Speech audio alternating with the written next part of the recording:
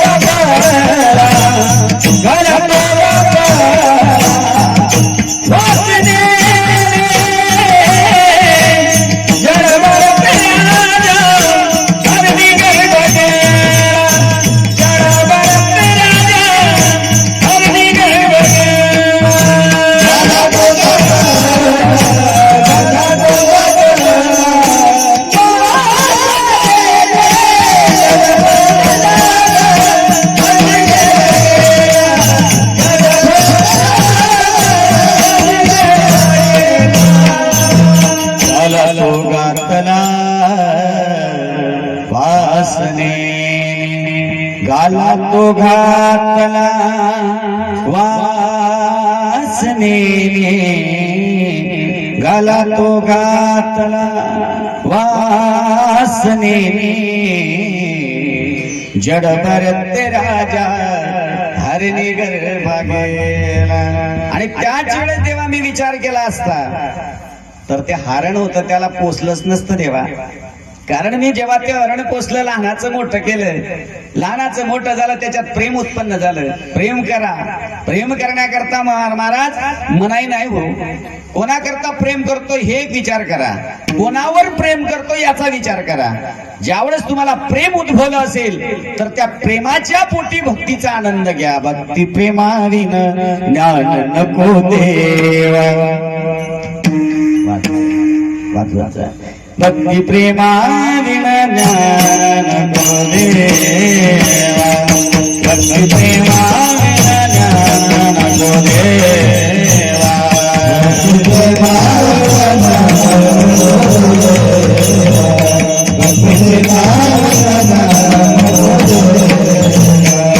अभिमान नित्य नवा अभिमान नित्य नवा सुख दे प्रेम सुख दे प्रेम सुख दे.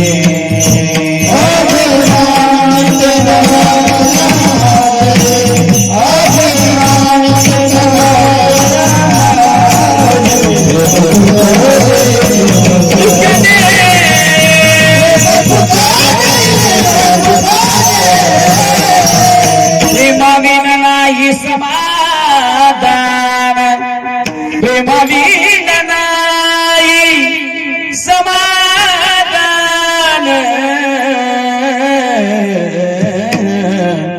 प्रेम सुख दे प्रेम सुख दे. प्रेमाविन समाधान नाही महाराज. एका पोराला विचारा, पोरीवर प्रेम करताना किती आनंद होतो. ते सुटू द्या, मेल्याशिवाय राहा. आय लव्ह यू करू करू निधी चॅटिंग केल्या भाऊ पट्टे ना. विठल विठल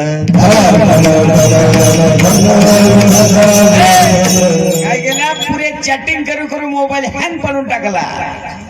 शेपटे करू करू, इना करू करू, शर्टिंग करू करू, सेटिंग करू करू पुरा मोबाईल हँग पाडला. पण पोट्टी एकावर प्रेम करते, दुसऱ्या सोबत प्रेम करून तिसऱ्याचे पैसे घेते, चौथ्याले सेटिंग करते, पाचव्याची सेटिंग लावते, मायबाप ती 6व्या सोबत लग्न करते. विठ्ठल प्रेम सुख दे प्रेम सुख दे. कारण या प्रेमाचा आनंद क्षणभंगूर आहे. या क्षणभंगूर प्रेमाचा आनंद जर तुम्ही घेत असाल महाराज, हा क्षणभंगूर आनंद एक दिवस पापात टाकेल, नरकात टाकून देईल. भगवंत विचारतो, महाराज या जीवानं केलं तरी काय केलंय तुम्ही जीवनामध्ये. क्षणोक्षण तुम्हाला भेटलेला आहे. एक क्षण भेटला, 2 क्षण, नवे 21,000 श्वास उच्चवास भेटले या जीवाला महाराज. तर या 21,000 श्वास उच्चवासामध्ये लेका तू एक दिवस भजन केलं नाही, तू हरिपाठात आला नाही, नवेच या जीवाला सवय ठेवली नाही, देव माझा मी देवाचा. आणि जेव्हा तुझ्या जीवनामध्ये सवय झालेली नाही, देव माझा आणि देव माझा मी देवाचा, जेव्हा तू झालेला नसेल ना जीवनात महाराज, 65 वर्षाचा झाल्यावर परमात्मा आठवून काही फायदा नाही. विठ्ठल 65 वर्षाचा झाल्यानंतर मार देवाले ओवाळ फेकून देतात तुमच्या गावात. नाही म्हणा म्हातारे तसे, काही म्हातारे एवढी खतरनाक आहे. इथं चंदन लावून, इथं चंदन लावून, इथं चंदन लावून, इथं चंदन लावून, इथं चंदन लावून. लावते का नाही? तुम्ही हसत नाही, काही नाही, बोलत नाही, पाहत नाही, काही नाही, मुक्कोट्यानं बसता.